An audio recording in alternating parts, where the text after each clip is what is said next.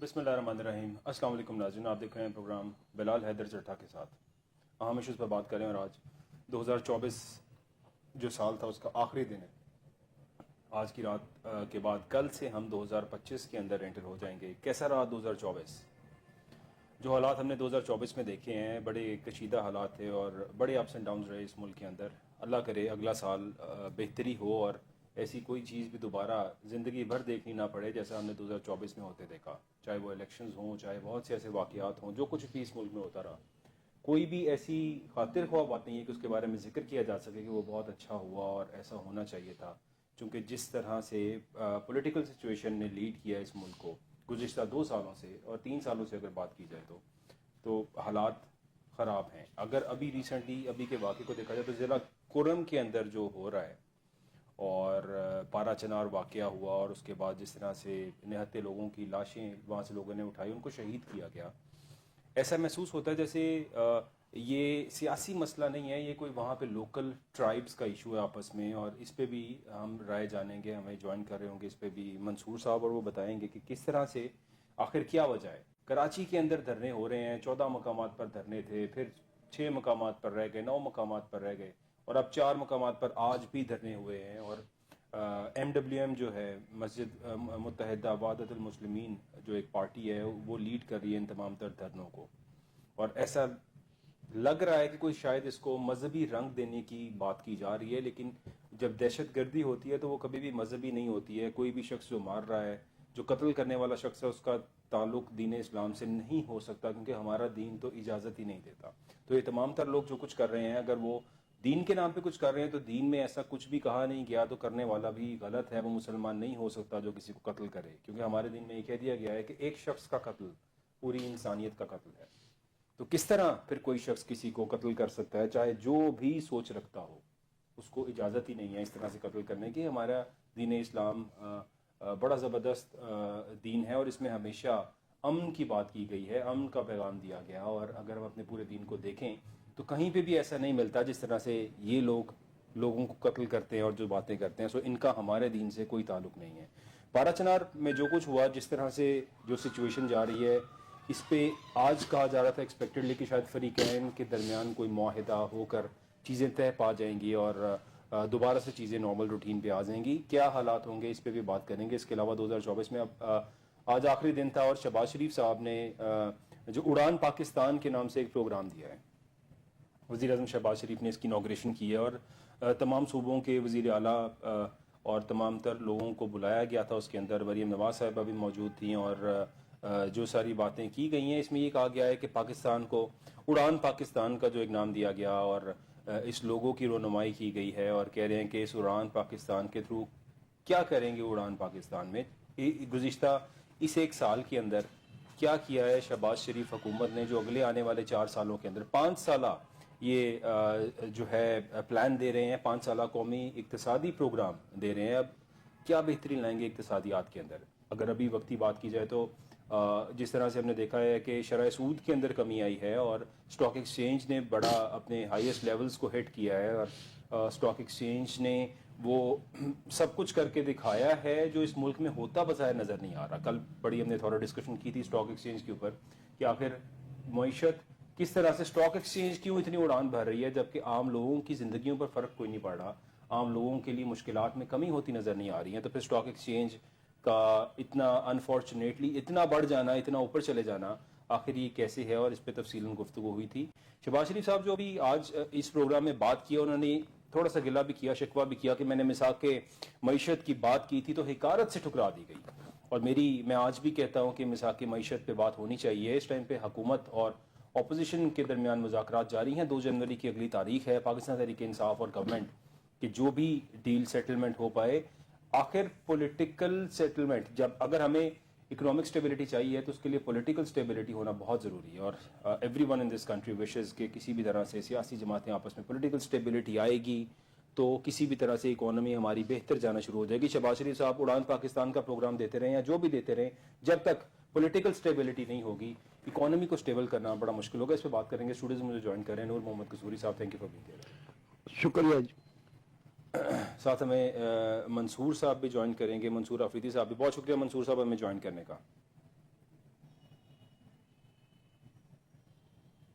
منصور صاحب آپ کو میری آواز آ رہی ہے؟ جی جی آپ کی آواز کلیئر آ رہی ہے سر تھینک یو. آج 2024 کا آخری دن ہے. شو میں آپ کو ساتھ جوائن کیا ہے. تھوڑی سی گفتگو اس بات پہ بھی ہوگی کہ آخر 2024 میں کیا گزرا, کیسا گزرا. نور قصوری صاحب بھی ہمیں جوائن کر رہے ہیں, اور اس کے علاوہ ایک کاروباری شخصیت اعظم صاحب بھی ہمیں جوائن کر رہے ہیں, اور تھوڑا سا رائے آپ سب سے جانیں گے کہ آخر 2024 میں جو کچھ ہوتا رہا, اور ایسی دعا بھی کریں گے کہ آئندہ کسی بھی سال کے اندر ایسا کچھ ہمیں دیکھنا نہ پڑے جو کچھ ہم نے 2024 میں دیکھا. بٹ اسٹارٹنگ فرام ہیئر, نور قصوری صاحب میں بات کا آغاز آپ سے کرتا ہوں. سر, یہ جو کچھ پارا چنار واقعے کے اوپر ہوا ہے, لیٹس اسٹارٹ فرام ہیئر. آج تک دھرنے کراچی کے اندر جاری ہیں, دھرنوں کو روکا نہیں گیا. آج وزیر اعلیٰ سندھ جو مراد علی شاہ صاحب ہیں, انہوں نے ٹھٹھا کے اندر ایک اپنی تقریب سے خطاب کر رہے تھے, اور اس میں بتایا کہ مختلف 13 جگہ پر دھرنے ہو رہے تھے, ہم نے سیٹل کر لیے ہیں, اب صرف 4-5 جگہوں پر رہ گئے ہیں, اور وہ بھی جلد سیٹل کر لیے جائیں گے. لیکن what is the root cause of it? کیا سمجھتے ہیں نور قصوری صاحب آپ؟ بسم اللہ الرحمن الرحیم. جہاں تک دھرنوں کا یہ تعلق ہے نا, چاہے مذہبی ہو یا سیاسی ہو یا اقتصادی سیکٹر کی طرف سے ہو, بات یہ ہے کہ یہ ایک کہا جا سکتا ہے کہ جمہوریت کا اور جو عوامی جو اظہار ہے جو اس کا ایک حصہ ہوتے ہیں. لیکن بدقسمتی سے یہ ہے کہ یہاں تک لوگ پہنچتے کیوں ہیں. دیکھیں, پچھلے میں یہ کہہ سکتا ہوں کہ 30-35 سال سے جو پریکٹیکل پالیٹکس میں ہونے کے علاوہ, حکومت کا حصہ ہونے کے علاوہ بھی اور بھی حکومتوں کے ساتھ اچھا ایک کوآرڈینیشن رہی ہے, تعلق رہا ہے. لیکن اب یہ پچھلے 2-3 سالوں سے, کیونکہ ہم اس میں بہت زیادہ نہیں جائیں, اس سے پہلے بھی دھرنے ہوئے تھے, لیکن اس سے کوئی پاکستان کو کوئی اتنا بڑا نقصان نہیں ہوا کہ چلتا رہا وہ, بلکہ 120 دن یا 115 دن چلا. لیکن یہ کہا جا سکتا ہے کہ گمرہ بھی کہیں نہیں ٹوٹا یا کہیں کوئی نقصان نہیں ہوا. ان کے ساتھ معاملہ جو طاہر قادری صاحب تھے, ان کے ساتھ بات ہوئی آرمی چیف کی, انہوں نے کہا کہ جب میں یہ کیس ہے جو میرے 14 آدمی شہید ہوئے ہیں ان کا کیس رجسٹر ہو, اسی طرح کوئی نہ کوئی معاملہ سے. اسی طریقے پیپلز پارٹی کی جو پہلی حکومت 2013 میں جب یہ طاہر قادری صاحب نے دھرنا دیا تھا تو اس سے بھی مذاکرات ہوئے, اور وہ دھرنا پولیٹیکل طریقے سے اچھے طریقے سے ہو گیا. لیکن یہ 2-3 سالوں سے, یہ خاص طور پہ 2022 سے بعد یہ جو پروسیس شروع ہوا ہے, میں یہ سمجھتا ہوں کہ نہ تو اس کی مثال, جیسے آپ نے ابھی کہا ہے کہ 2023 بھی کوئی ایسا اچھا نہیں گزرا تھا کہ جس میں ہم اس کو کہیں کہ جو 2024 ہے اس سے اچھا گزرا ہے. 2023 میں بھی میں نے سپریم کورٹ کے فیصلوں کو ٹوائلٹ پیپر کے برابر دیکھا گیا. اس کے بعد جو 2023 میں عوام کے جو حقوق کے لیے جو بھی بات, چاہے پولیٹیکل فورسز کی طرف سے ہوئی ہو, چاہے مذہبی جماعتوں کی طرف سے ہوئی ہو, چاہے اقتصادی سیکٹر کی طرف سے, اس کو ہینڈل کرنے کے لیے صرف ایک ہی فلسفی تھی, ہائر اینڈ فائر. کیونکہ میں یہ سمجھتا ہوں کہ جو پولیٹیکل جو فورسز ہوتی ہیں وہ احسان صاحب اور طریقے سے معاملات کو ہینڈل کرتی ہیں. وہ فریقیں جاتے ہیں, اگر وہ فریق, کئی مرتبہ تو ایسا ہوتا ہے کہ وہ فریق آپ کی ڈائریکٹ بات سننے کے لیے تیار نہیں ہوتا, لیکن آپ پھر یہ کرتے ہیں کہ جو ایسے لوگ جو ان کے ساتھ رابطے میں ہوں, چاہے وہ جرنلسٹ ہوتے ہیں, بعض دفعہ وہ وکلاء ہوتے ہیں, سپریم کورٹ یا ہائی کورٹ کے بار کے لوگ ہوتے ہیں, فیڈریشنوں کے لوگ ہوتے ہیں انفلوئنشل, جن کے متعلق یہ ہوتا ہے کہ یہ اس پولیٹیکل پارٹی کو یا اس مذہبی پارٹی کو یا اس جو فیڈریشن ہے ان کے ساتھ وہ بہتر طریقے سے بات کرے گا اور ایک راستہ ہموار کرے گا. لیکن یہ سارے میتھڈ استعمال نہیں کیے گئے, اور ان کو بزور طاقت, اور طاقت بھی وہ کہ جس میں یہ کہا جا سکتا ہے کہ کسی بھی نہ تو سماجی طور پر, نہ آئینی طور پر, نہ جمہوری طور پر किसी भी तौर पर उसको अप्रिशिएट नहीं किया जा सकता। जब आप लोगों को आप सुप्रीम कोर्ट में, हाई कोर्ट से या किसी भी फोरम से जब आप उनको बात करने की इजाजत नहीं देंगे, तो फिर एक ही बात रह जाएगी कि फिर डंडा ही डंडा। और डंडा जब ये चलता है तो उसका फिर नुकसान है और नफा, जो आप भी समझते हैं, सारी दुनिया को उसके क्या रिजल्ट निकलते हैं। मैं ये समझता हूं कि ये 2-2.5 सालों में जो ये कल्चर डेवलप हुआ है, ये बिल्कुल नॉन पॉलिटिकल है और इस कल्चर को किसी भी तौर पे सपोर्ट नहीं किया जा सकता।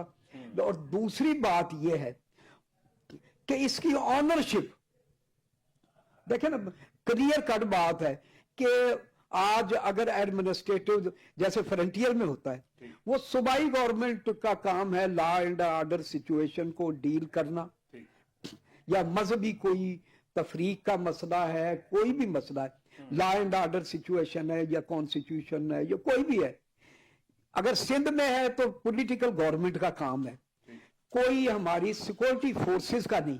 बल्कि देखें आप, अभी पिछले दिनों सिक्योरिटी फोर्सेस ने क्लियर किया कि ISPR की तरफ से कि जो ये वाकयात हुए कि इनका सिक्योरिटी फोर्सेस के मैंडेट से कोई ताल्लुक नहीं, ना ही उनका ये इकदाम है। सिक्योरिटी फोर्सेस अगर कहीं गई भी हैं तो वो डेमोक्रेटिक फोर्सेस या सिविल गवर्नमेंट की बैक पर गई हैं, उनके कहने पर गई हुई हैं। तो मैं ये समझता हूं कि अगर ये पॉलिटिकल तरीके से इसको हैंडल ना किया गया, और फिर एक ही बात है दुनिया में जहां भी अपना चट्टा साहब बात होती है, चाहे मिलिटेंट स्ट्रगल भी हुई है जहां, चाहे अफ्रीका हो, चाहे और भी निकारागुआ हो, चाहे इंडो पैसिफिक हो, हिंद चीनी हो, या जहां भी हो, अल्टीमेटली आपको टेबल पर जाना पड़ा और ये मामलात टेबल के जरिए ही सेटल हुए और अच्छे तरीके से हुए।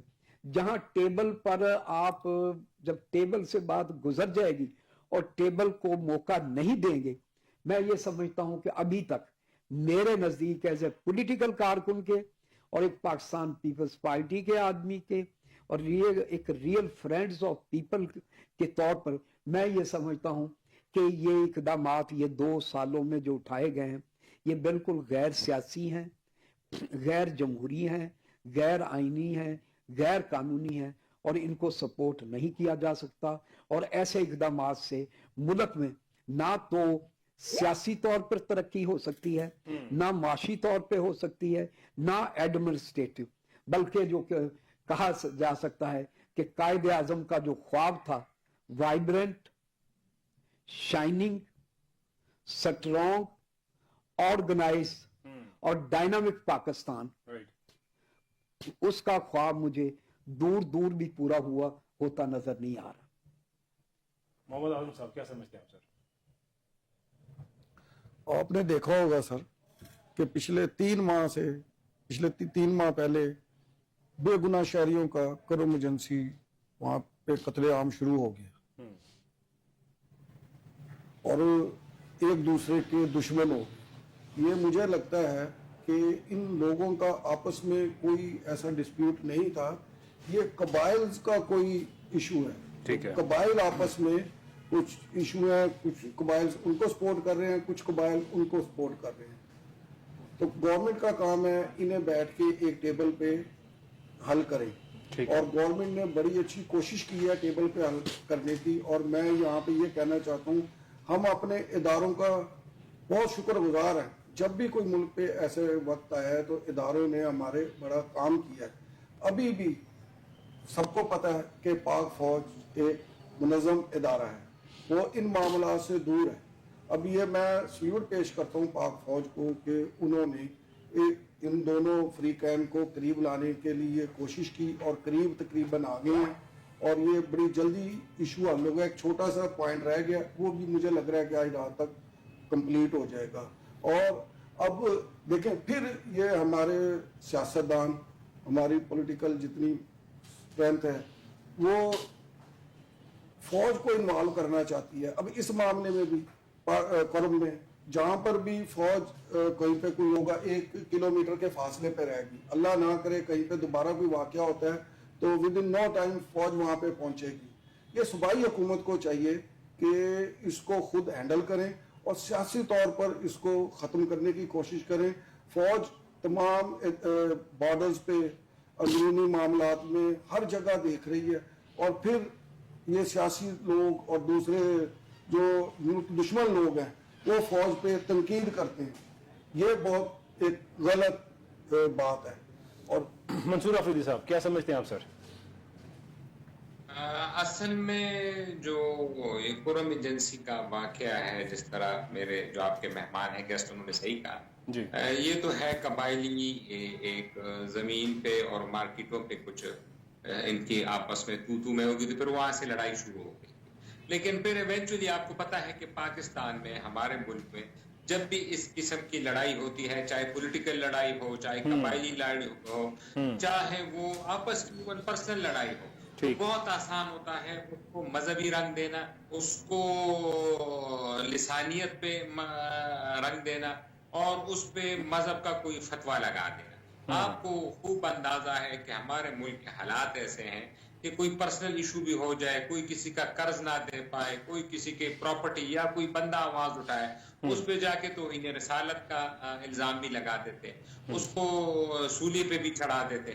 تو یہ تو پھر بڑی باتیں ہیں, یہ تو اسٹریٹجک باتیں ہیں. یہ تو ہمارے جا کے افغانستان بارڈر سے یہ سارا علاقہ قرم ایجنسی کا ملتا ہے, اور وہاں پہ لوگوں کی اتنی بری حالت ہو جاتی ہے کہ پہلے تو ان کو پھر بھی ایکسیس ہوتا تھا آج سے کئی سال پہلے. اب کیونکہ وہاں افغانستان میں ایک جو حکومت بنی ہے وہ ان فرینڈلی حکومت ہے پاکستان کی. آپ کو پتہ ہے جو کچھ دنوں میں ہوا, جھڑپیں بھی ہوئی, اور جو ہمارے خلاف ان کی پالیسیاں ہیں وہ بھی سب کے سامنے ہیں. جو ملیٹنٹس انہوں نے رکھے ہوئے ہیں وہ پاکستان میں آتے ہیں, انٹروژن کرتے ہیں, وہاں پہ ہمارے جوانوں کو شہید کرتے ہیں اور واپس چلے جاتے ہیں. تو پہلے یہ ہوتا جب راستہ بند ہوتا تھا تو جو تورخم بارڈر ہے لنڈی کوتل پاس, یہاں سے افغانستان مال جاتا تھا, اور پھر دوسرے سائڈ سے صدا سائڈ سے اور قرم ایجنسی کے سائڈ سے وہاں پہ مال پہنچتا تھا.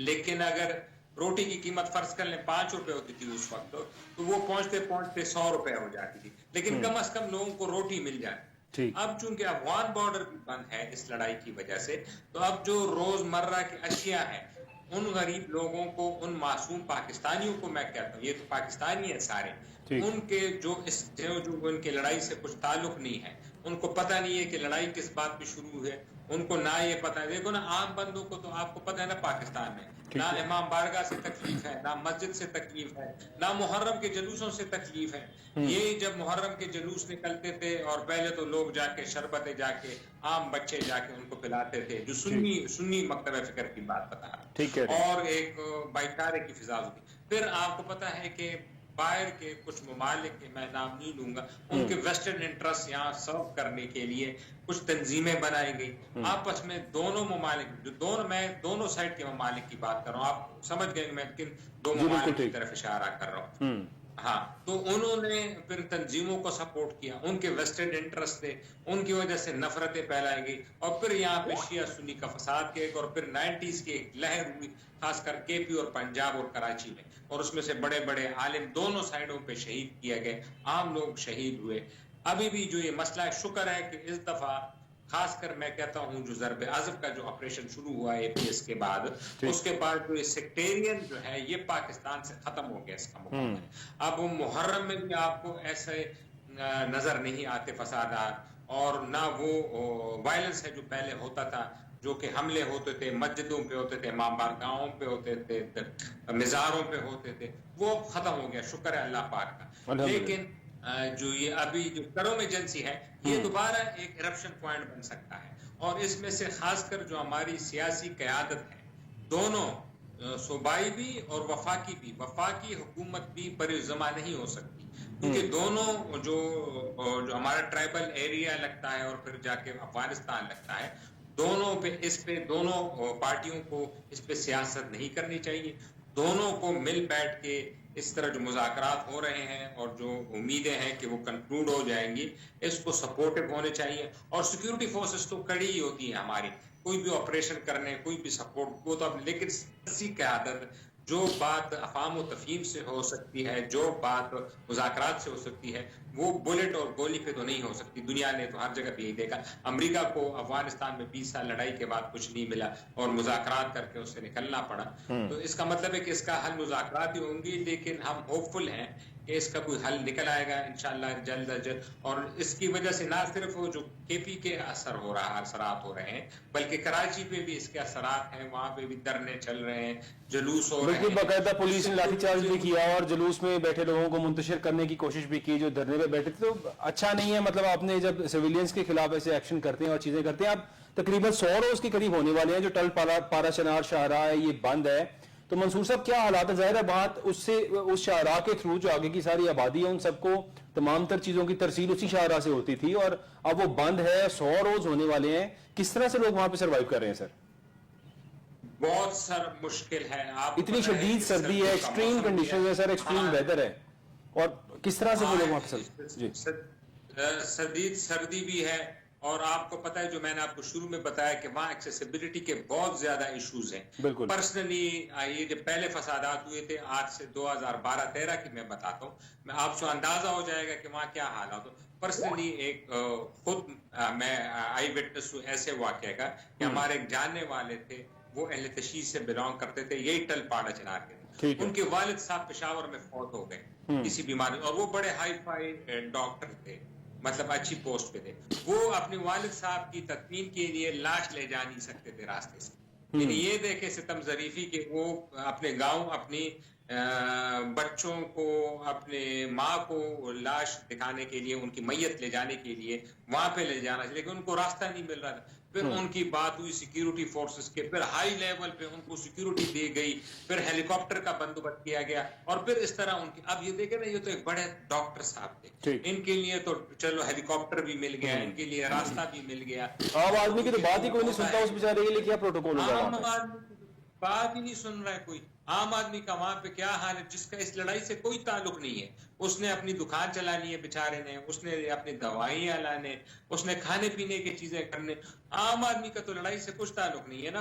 आम आदमी तो चाहे वो कहते जाए शिया ऐसे तशी जाके उसमें पढ़े, अपने इमाम बारगाह में नमाज पढ़े या सुन्नी मस्जिद में, आम आदमी को तो कोई इशू नहीं होता है ना। वो उनको तो अपनी इबादत अल्लाह के लिए करते हैं और अपने बच्चों के लिए रोजी रोटी। रेडी वाले को क्या पता है कि शिया क्या कर रहे, सुन्नी क्या कर रहे। ये तो एक स्ट्रेटेजिक गेम्स होती हैं, लड़ाइयां हो जाती हैं। और तो सर अभी वैसे कब तक एक्सपेक्टेड है मंसूर साहब? अब जाहिर है ये जो कबायली मसाइल है, दो ग्रुप्स के आपस में मसाइल बज़ाहिर नजर आ रहे हैं, तो इन दोनों ग्रुपों की सेटलमेंट क्यों नहीं हो पा रही? 100 रोज से ज्यादा होने वाले हैं, तकरीबन 100 रोज के करीब वक्त होने वाला है इनकी सेटलमेंट करने के लिए। हमने देखा कि वजीर आला केपी जो गंडापुर साहब हैं, वो उनके साथ मोहसिन नकवी साहब भी कनेक्ट हुए, इंटीरियर मिनिस्टर हैं, और दोनों ने मिलकर कोशिश की, जिरगा होता रहा, बातें होती रही, लेकिन आज तक किसी जगह पे आ नहीं पा रहे हैं। आखिर अंदर की स्टोरी क्या है सर, वजह क्या है, क्यों नहीं हो पा रही है सेटलमेंट?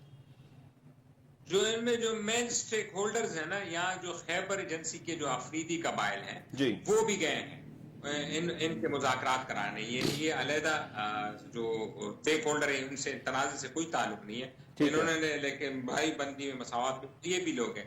असल में जो अहले तशी हैं, वो उनका जिस एरिया में रहते हैं, उनका गुजरगाह सुन्नी एरियाज पे है, और वो चाह रहे हैं कि हमें एक्सेसिबिलिटी मिले उन सुन्नी एरियाज की, कि हमारा कोई नुकसान ना हो। और वो जो एरियाज होते हैं, जो वो मकामी लोग तो इन्वॉल्व नहीं होते, वो आपको पता है जो हमारे बॉर्डर के हालात हो गए, वहां से टीटीपी के लोग आ जाते हैं, और वो जो रास्ता होता है उसको जाके निशाना बना लेते हैं। और जब वो निशाना बना लेते तो जो अहले तशी होते हैं, वो ये समझते हैं कि यहाँ के सुन्नी रहने वाले मकान इन्होंने किया, और फिर उनकी रिजेंटमेंट में वो खुद लश्कर बनाते हैं, और वो जाके उनके घरों पर उस पर हमलावर होता है। तो जब तक एक प्रॉपर मैकेनिज्म, वही मैं जो शुरू से कह रहा हूँ कि जब एक्सेसिबिलिटी को इंश्योर नहीं किया जाएगा प्रॉपर, और जब तक हमारा जो बॉर्डर एरिया है, इसलिए हमारी जो फोर्सेस ने बॉर्डर के उस एरिया पे कार्रवाई भी की है, उसकी भी यही वजह है, ये तनाजा है फोरम एजेंसी, कि वो कहते हैं कि वहां पे कैंप्स लगे हुए हैं। और ये लोग अक्सर कहते हैं टीवी पे भी, प्रोग्रामों पे, ये तो हमारी सिक्योरिटी फोर्सेस का फर्ज है कि बॉर्डर ये सर पोरस बॉर्डर है, یہ ہزاروں کلومیٹر ہے، اس میں درے بنے ہوئے ہیں، اس میں پگڈنڈیاں بنی ہوئی، اس میں علیحدہ چھوٹے راستے بنے ہوئے ہیں. آپ ہر جگہ ایک ایک سپاہی نہیں کھڑے کر سکتے. اگر آپ اس کو بیریکیڈ بھی کر دیں، اس کو توڑنا بہت آسان ہے. وہاں سے وہاں پہ کوئی ایکچولی تو وہاں پہ وہ ساری خاردار تار لگانا بہت مشکل ہے. اگر لگ بھی جائے تو اس کو توڑنا پھر بہت آسان ہے. آپ پروٹیکٹ نہیں کر سکتے اس کو. جب تک وہاں پہ جا کے جو افغان گورنمنٹ ہے یا خود ان کے خلاف کارروائی نہ کرے جو پاکستان کا موقف ہے، اور یا ہم خود جا کے اس کو آپریشنز کر کے ان کا قلہ کما نہ کر دیں، تو یہ مسئلہ ہماری انٹرنل سیکیورٹی کا مسئلہ بنا ہوا ہے. اور اس کی سب سے بڑی مثال قرم کے جو حالات. تو سر ابھی کیا آپ کو کوئی سیٹلمنٹ ہوتی نظر آ رہی ہے؟ جس طرح آج کی خبر بھی یہ ہے کہ آج فریقین کے درمیان معاہدہ طے پانے کا امکان تھا اور کہا جا رہا تھا کہ شاید ان فریقین کے درمیان معاہدہ طے پا جائے گا. تو کچھ کو پازیٹیو نیوز آئی ہے یا still it's lingering on? What do you think? امید تو ہے، لیکن میرا نہیں خیال کہ یہ جلد ہوگا. میری اپنی جو اس کے ایکسپیرینس ہے اور جو یہاں پہ میں لوکل رپورٹر سے بھی ہوں جو مجھے کنیکٹڈ ہے، تو ابھی فی الحال تو بہت جلد مشکل ہوگا. کچھ دن لگیں گے، لیکن اس دفعہ لگ رہا ہے کہ ذرا لانگ ٹرم حل ہوگا. نور قصوری صاحب تک اس کو لانگ ٹرم کی بنیاد. جی بالکل ٹھیک. نور قصوری صاحب، آخر معاملہ 100 روز ہو چکے اور اب کراچی کے اندر بھی آج معاملہ جو ہے مزید بگڑتے جا رہے ہیں اور نمائش چورنگی پہ صورتحال کشیدہ ہوئی، پولیس نے لاٹھی چارج کیا اور حراست میں لے لیا بہت سے لوگوں کو. لیکن یہ پولیس کے لاٹھی چارج اور حراست میں لینے سے معاملہ حل نہیں ہوگا. آج ایک اور مذہبی جماعت نے بھی 9 مقامات پر دھرنے دے دیے ہیں کراچی کے اندر. تو سچویشن دن بدن بگڑتی جا رہی ہے، اس کو ہینڈل نہیں کر پا رہے ہیں. قصوری صاحب کیا سمجھتے ہیں آپ؟ میں یہ سمجھتا ہوں کہ وہاں چونکہ پاکستان پیپلز پارٹی کی حکومت ہے اور کہا جا سکتا ہے کہ سندھ کا جو علاقہ ہے وہاں سے پیپلز پارٹی کا جو پولیٹیکل انفلوئنس ہے وہ بھی اور صوبوں سے کہیں زیادہ ہے، اور وہاں پارٹی ہے جو بڑی کہا جا سکتا ہے کہ ہر سطح پر موجود ہے. تو پولیٹیکل سیٹلمنٹ کی طرف ہی جانا چاہیے. یہ جو لاٹھی چارج ہے یا لوگوں کو گولیوں سے اٹھانا یا دھکا بازی سے، یہ کام اچھا نہیں ہے. اور یہ پیپلز پارٹی کی جو بنیادی پالیسیز ہے، پاکستان پیپلز پارٹی تو پچھلے 50 سالوں سے اس سسٹم کے خلاف لڑ رہی ہے. آپ دیکھیں نا ٹٹھا صاحب، جب ذوالفقار علی بھٹو کا نام آتا ہے تو یہ تاثر بڑھتا ہے کہ ایک بہادر سیاستدان، عوام دوست سیاستدان، پاکستان کو مضبوط کرنے والا سیاستدان اور پاکستان کے لیے مضبوط الائز تلاش کرنے والا. اسی طریقے سے محترمہ بے نظیر بھٹو کا جب نام آئے گا تو لوگوں کو یہ احساس ہوتا ہے کہ ایک ڈیموکریٹک سٹرگل، جمہوری سٹرگل کرتی ہوئی خاتون، ایک بہادر خاتون جس نے کبھی جو حکومت ہے اس کو پھولوں کی سیج نہیں سمجھا، بلکہ اس نے ہمیشہ اس کو کانٹوں کا ہار ملا والی بات ہوئی. لیکن اس نے، آپ پوری یہ ہسٹری اٹھا گئے کہ سب سے کم جو اپنا جو ہے نا کہا جا سکتا ہے کہ 2008 سے یا بے نظیر بھٹو کی حکومت 2 مرتبہ رہی ہے، اس کے بعد آپ یہ جو 2008 سے 13 تک رہی ہے، اس میں جو پولیٹیکل جو اقدامات کے ذریعے ہی معاملات کو ہینڈل کیا جاتا رہا ہے. اور کہا جا سکتا ہے کہ ان میں پولیٹیکل جو پریزنرز ہیں ان کی تعداد نہ ہونے کے برابر ہوتی تھی.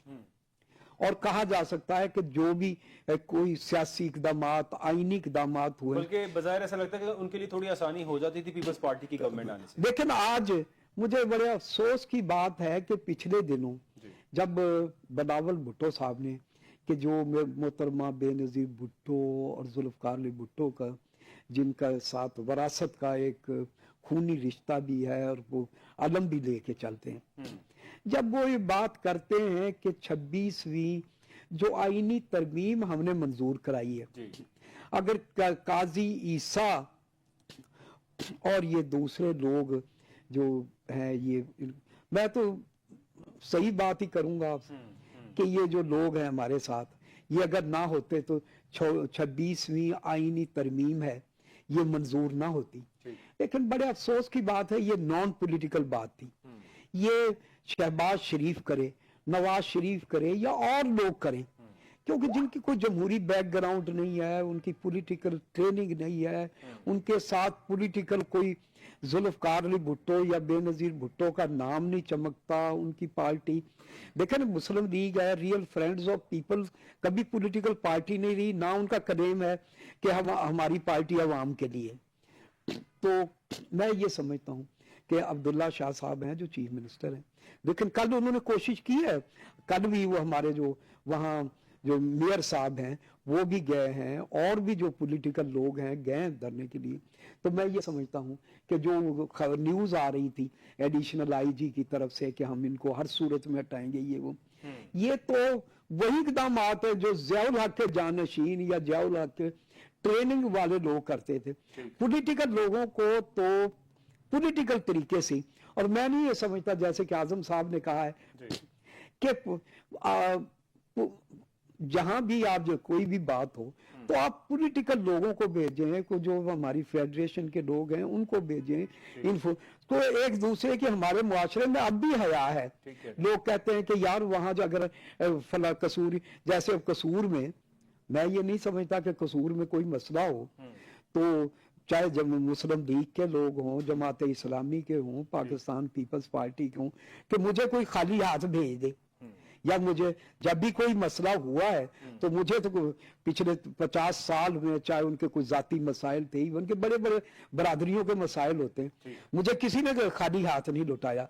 तो मैं ये समझता हूँ, बल्कि ये कहा जा सकता है कि चट्टा साहब, मुझे तो हिंदुस्तान की हुकूमत ने खाली हाथ नहीं लुटाया। जब हम हिंदुस्तान लेकर फेडरेशन का वफद गए हैं चैम्बर्स का, और हमने उस वक्त 4200 एटमें थी जो नेगेटिव लिस्ट पर थी, और यहाँ ये तासर था कि पाकिस्तान के लोगों को वहां वेलकम नहीं किया जा सकता। तो वहां इतना बेहतर तरीके से हमारे वफूद का वेलकम किया गया, हमारे साथ उनके बहुत मुआहदात हुए, उसके बाद एक ऐसा मुआशरा माहौल तैयार हो गया कि लोग ये कहते थे कि अब हिंदुस्तान और पाकिस्तान के दरमियान डिस्प्यूट जब भी होगा पॉलिटिकल, बल्कि मखदूम अमीन फहीम ने वहां ऐलान किया कि हमारे पास नूर मोहम्मद कसूरी की जैसी शख्सियत मौजूद है, जब भी कोई डिस्प्यूट होगा ये आगे बढ़ के हमारे मामलात को सेटल करेगा। तो मैं ये समझता हूं कि पाकिस्तान के लोगों को और हमारे जो चाहे उलमा हैं, चाहे पार्लियामेंटेरियन है, उनको एक ऐसे इन्वायरमेंट की तरफ जाना चाहिए जहां मुज़ाकरात की बात हो, डेमोक्रेटिक रवायात की बात हो, रूल ऑफ लॉ की बात हो, आइन की बात हो। गैर आइनी और गैर जमहूरी इक़दामात के से नई मसले को हल होना, और ना ही मसला हल होगा बल्कि मसला और बिगड़ेगा। दुनिया में कहीं भी नहीं हुआ तो यहाँ कैसे मसला हल हो सकता है? बिल्कुल ठीक कह रहे हैं, यानी डायलॉग होना चाहिए, और वहाँ के मेरा ख्याल है कि लोकल्स अल्लाह करे किसी भी तरह एज सुन एज पॉसिबल ये मामला हल हो जाए। लेकिन वक्ती ऐसी खबरें आ रही हैं कि कुछ सिचुएशन शायद सेटल हो पाए, लेकिन ऐसा खदशा भी है कि मजीद लिंगर ऑन हो सकती है ये।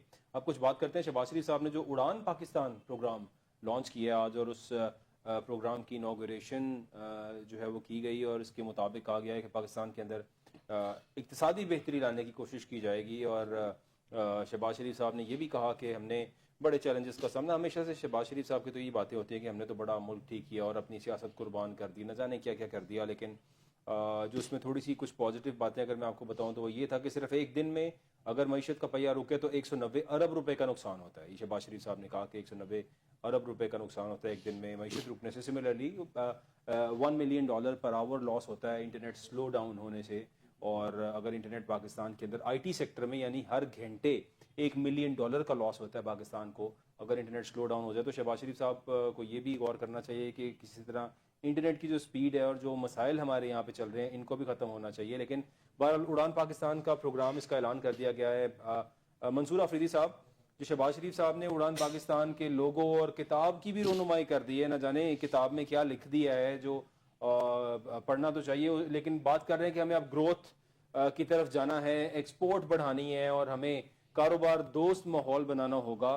तो ये آپ کیا سمجھتے ہیں سر یہ اڑان پاکستان میں کیا کرنے والے ہیں؟ جو کتابی باتیں ہیں وہ تو بڑی اچھی ہیں جو انہوں نے کی ہیں. کتابی ان سینس یہ کہ کتابی کے باتیں ہم 1947 سے کر رہے ہیں. اور یہ جو 5 سالہ منصوبہ ہے بڑا مشہور ہے. آپ کو یاد ہوگا کہ وہ ہمارا 5 سالہ منصوبہ کبھی ساؤتھ کوریا لے کے چلا جاتا ہے تو کئی جاپان لے کے چلا جاتا ہے, کوئی جرمنی چلے جاتا ہے, تو کسی زمانے میں ویتنام بھی لے کے گیا, وہ بھی آپ کے سامنے. تو یہ 5 سالہ منصوبے تو ہم نے اچھے بنائے ہیں کتاب کے حد تک, لیکن امپلیمنٹیشنز نہیں ہوئی. آپ دیکھیں انہوں نے کہا کہ $60 بلین کی ایکسپورٹ ہوگی, تو ہم کوئی 10 سے 15 سال آپ دیکھ لیں پچھلے والے 2005 سے لے کے اب تک, تو ہماری جو فگر ہے وہ $25 ارب سے $33-34 ارب. سر یہی تو مسئلہ, میں یہی بات پہلے بھی کہہ رہا تھا, شہباز شریف صاحب جو وعدے کرتے ہیں کبھی بھی پورے نہیں ہوتے ہیں, وہ وعدے وفائی نہیں ہوتے جو شہباز شریف صاحب کر لیں. تو یہ ابھی بھی جو اڑان پاکستان ہے یہ میرا خیال ایک وعدہ ہی بن کے رہے گا, کیا سمجھتے ہیں آپ؟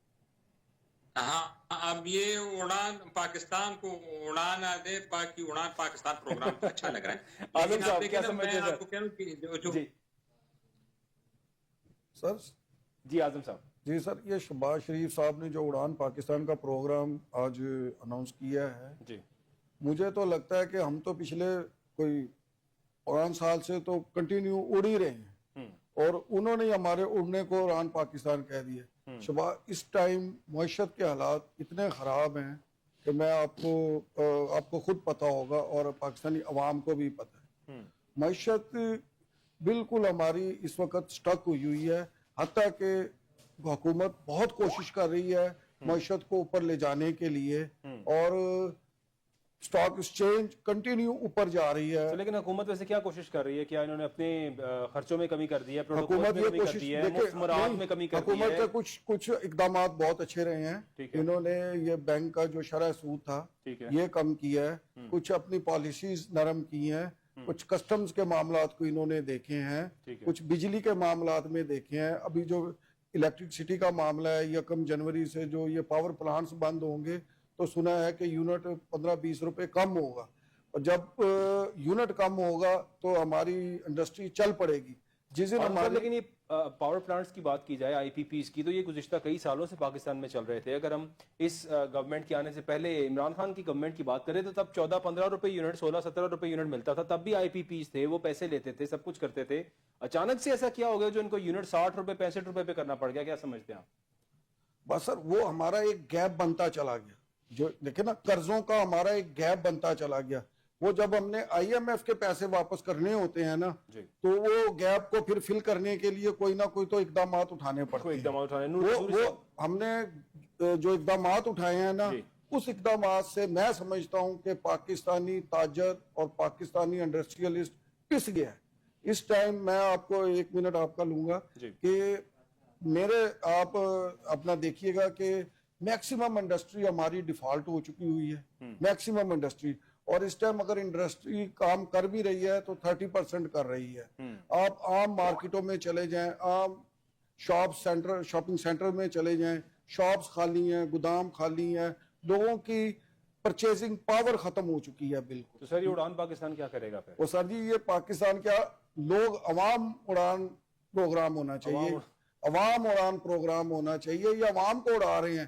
یقین کریں, عام سفید پوش آدمی جو ہے نا, اس کی تو خرچہ اپنا گھر کا چلانا, وہ اپنے بچوں کی ٹیوشن کی فیس نہیں دے سکتے, اپنی مسز کے لیے میڈیسن نہیں لے سکتے. ٹھیک ہے سر, آڈیو پوائنٹ. قصوری صاحب کیا سمجھتے ہیں آپ؟ سر دیکھیں جی, بات یہ ہے کہ جیسے اعظم صاحب نے کہا کہ 5 سالہ 10 سالہ پروگرام تو یہ ہوتے ہی رہے پہلے بھی, اور میں یہ سمجھتا ہوں کہ پہلی مرتبہ جو ایک یہ تاثر تھا کہ ہمیں جو سیکورٹی فورسز ہیں وہ سپورٹ نہیں کرتی, ورنہ ہمارا پروگرام تو کہیں کا کہیں چلا جاتا.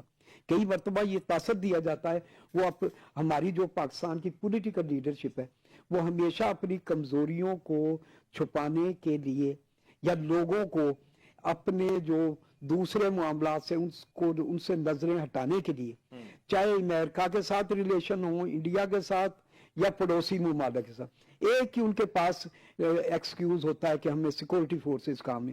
تو میں یہ سمجھتا ہوں کہ سیکورٹی فورسز نے اکنامک افیئر میں جتنا یہ 2022, 23 اور 24 میں पॉलिटिकल गवर्नमेंट का साथ दिया है। आर्मी चीफ, उनकी टीम, उनके और लोग, उन्होंने 8-8 घंटे 10-10 घंटे हमारे तकरीबात में शिरकत की, प्रैक्टिकली शिरकत की, प्लानिंग में।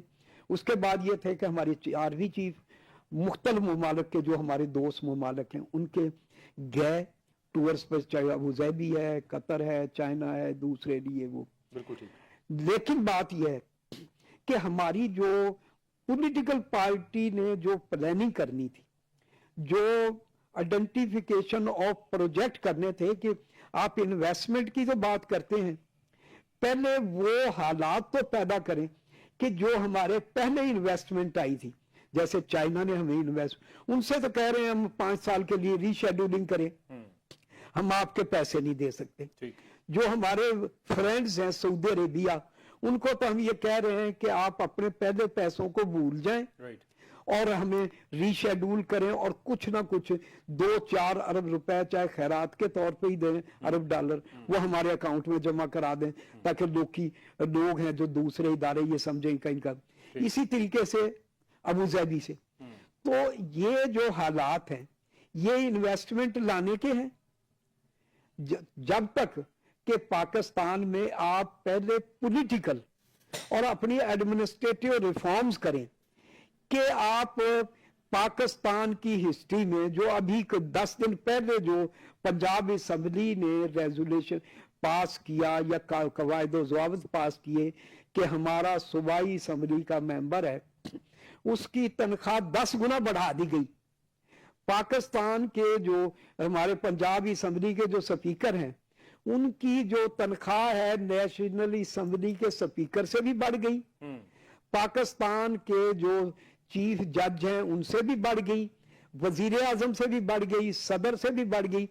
इसका मतलब ये हुआ कि जब आप पर्सनल हो, इसी तरीके से वजीर आजम के हाउस के अखराजात, दूसरे अखराजात, आप उनको कम नहीं करते, आप इस गले में अपने घर से कुछ नहीं डालते, रास नहीं डालते, तो पाकिस्तान कैसे आप लोगों को कहेंगे कि यहाँ पाकिस्तान में यानी कुछ जो लाएं? उड़ान पाकिस्तान प्रोग्राम है, इसके लिए जरूरी है कि सबसे पहले शहबाज शरीफ साहब खुद अपने उड़ान प्रोग्राम लाएं, अपने इमारात में, अपनी सर मैं एक चक्का साहब सिर्फ आधे मिनट में बात यह है कि मैं ये समझता हूँ कि जो सबसे ज्यादा जरूरी है कि कई मरतबा बात हुई है कि पाकिस्तानियों के चाहे प्रॉपर्टीज की शक्ल में 200 से 300 अरब डॉलर बाहर है, उनमें कारोबारी भी होंगे, पॉलिटिकल लोग भी हैं, ये वो जो भी आप चाहते हैं सब वापस लाए जाए, 300 अरब डॉलर और दूसरे हैं। मैं ये समझता हूं कि चाहे कोई भी कानून बनाए, चाहे आप इनके बच्चों को पकड़ें, चाहे कुछ करें, पहले ये है कि कम से कम 100 अरब डॉलर हमारे पास एक मिसाल मौजूद है कि MBS जैसे मोहम्मद बिन सलमान साहब हैं, उसने अपने भाई बंदों को, अजीजो अकारब को शेल्टन कार्लेटन में मतलब है कि डिटेन किया और 100 अरब डॉलर लाए। मैं ये समझता हूं कि उसने हमारे कई हुक्मरानों को ये मशवरा दिया कि पहले आप अपने घर में ये रिफॉर्म्स करें, फिर मैं आपके साथ आने के लिए। बहुत शुक्रिया सूरी साहब। नाज़रीन, आप सबका देखने का बहुत शुक्रिया। अपना ख्याल रखिएगा। अल्लाह। खुदा हाफिज।